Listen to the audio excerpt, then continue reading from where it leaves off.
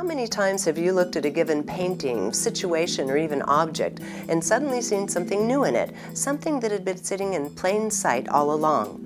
This is always a bit of a shock as we wonder why we couldn't see it to begin with. Well, many people have the same reaction when exposed to Dr. John Rush's newest book, Mushrooms in Christian Art. Yep, mushrooms. When John and other academics began seeing the images of mushrooms surrounding Jesus and embedded in the folding of his clothes and in church stained glass and so forth, an astounding array of questions was posed. This connection between psychoactive mushrooms and Jesus is the subject of this fascinating work. The original tradition connected to Jesus, who I don't believe was a real person, but it doesn't make any difference if he was or not. It's what he said.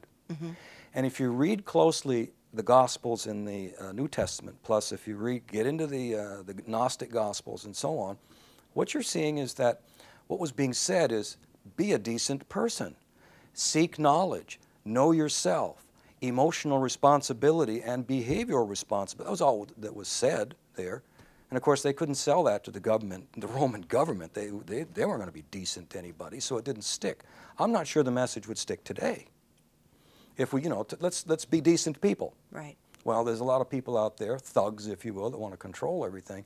So it's not necessarily going to work. So what happened, at least in my interpretation of this, by the early part of the 4th century, once some of the Christian cults became connected to the politic through Constantine, who I don't believe ever became a Christian, Constantine, what he was doing was saying to some of these groups, you either settle down and join me, or I'll get rid of all of you.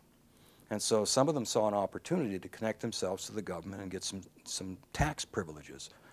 And that's what they did. And once they did that, they couldn't, Eusebius of Caesarea, for example, he couldn't find Jesus in the literature anywhere. Now, if this was a person who was, raising people from the dead, healing the sick all over the place and doing these magical things, there would be evidence from him.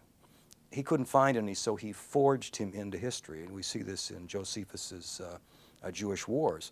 There's a little brief paragraph in there about Jesus.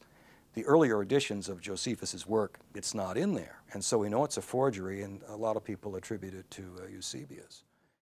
It takes an open mind to consider that humankind's holy doctrines may have been influenced by hallucinogenics, but worth consideration. For the full interview, go to cmn.tv.